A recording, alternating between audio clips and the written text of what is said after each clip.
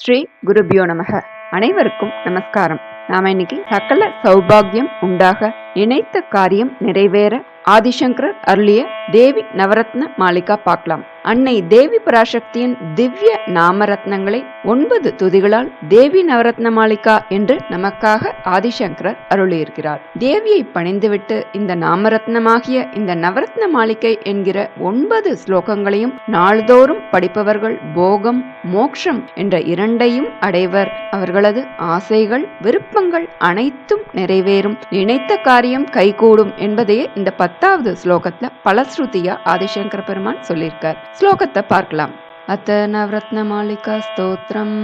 हारणोपुर किरीट कुण्डल विभूषितावयव शोभिनीं कारणेश वरमौलिकोटि परिकल्प्यमाण पदपीठिकां कालकालपणिपाशबाण धनुरङ्कुशामरुणमेखलां पालभूतिलकलोचनां मनसि भावयामि परदेवतां गन्धसार गणसार चारुणव नागवल्लिरसवासिनीं सान्द्यराग मधुराधराभरण सुन्दरानन शुचिस्मितां मन्दरायत विलोचनाम् अमलबालचन्द्रकृतशेखरीम् इन्दिरारमण सोदरीं मनसि भावयामि परदेवतां स्मेरचारुमुखमण्डलां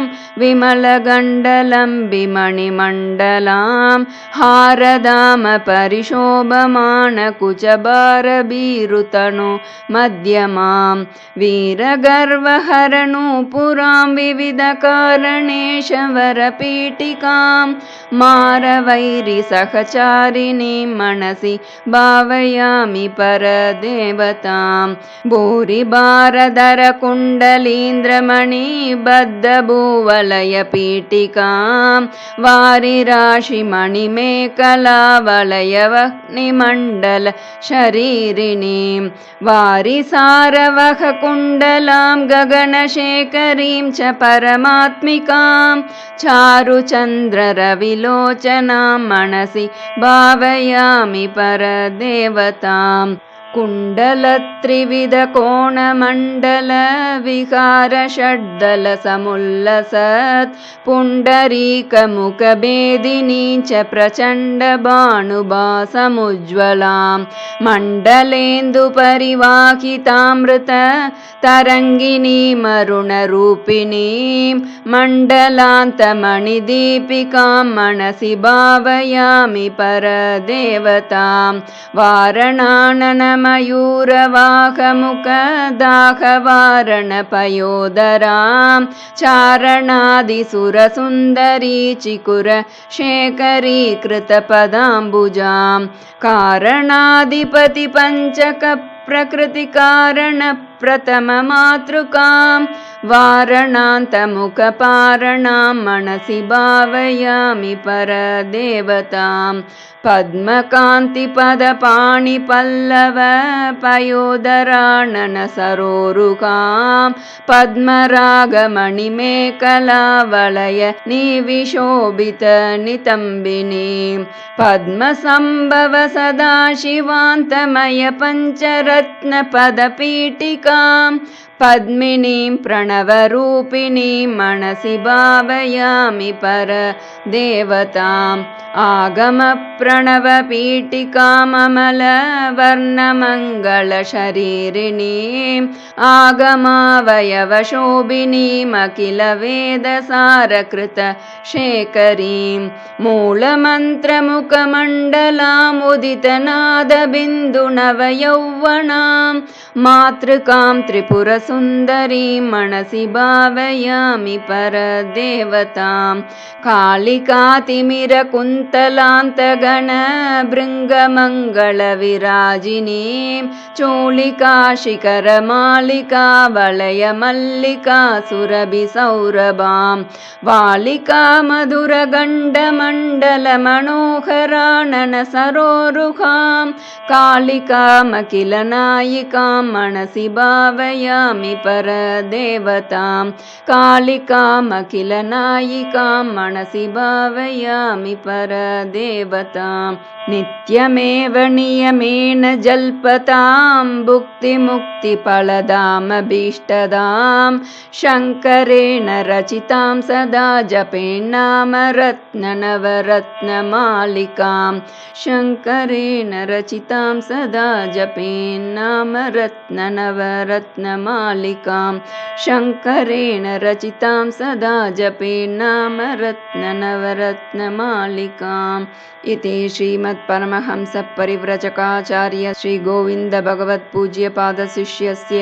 श्रीमच्छङ्करभगवतः कृतौ नवरत्नमालिका सम्पूर्णम् श्रीगुरुभ्यो नमः. அடுத்து கௌரி நவரத்ன மாலிகா ஸ்தவமும் சேர்த்து பாராயணம் செய்யலாம். ஸ்ரீ கௌரி நவரத்ன மாலிகா ஸ்தவக.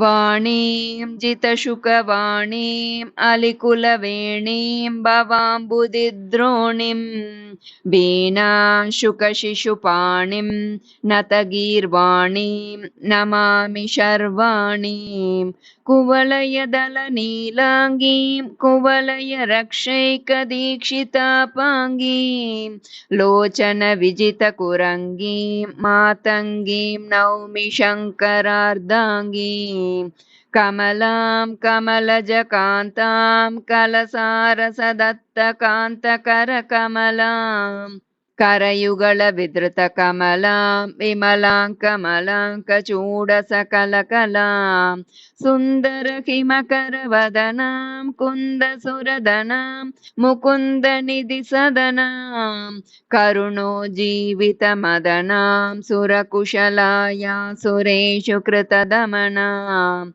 अरुणादरजितबिम्बां जगदम्बां गमनविजितकादम्बां पालितसुतजनकदम्बां पृथुलनितम्बां भजे सखेरम्बां शरणागतजनभरणां करुणावरुणालयाब्जचरणां मणिमयदिव्याभरणां चरणाम्बोजातसेवकोद्धरणां तुङ्गस्तनजितकुम्भां कृतपरिरम्भां शिवेण गुहडिम्बां दारितशुम्भनिशुम्भां नर्तितरम्भां पुरोविगतदम्बां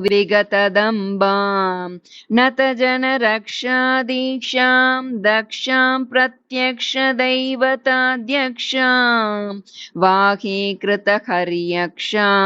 क्षपितविपक्षां सुरेषु कृतरक्षां धन्यां सुरवरमान्यां हिमगिरिकन्यां त्रिलोकमूर्धन्यां विहृतसुरद्रुमवन्यां वेद्मि विना त्वां न देवतामान्याम् एतां नवमणिमालां पठन्ति भक्त्येका ये पराशक्त्या तेषां वदने सदने नृत्यति वाणी रमा च परममुदा इति श्री गौरी नवरत्नमालिका स्तवः.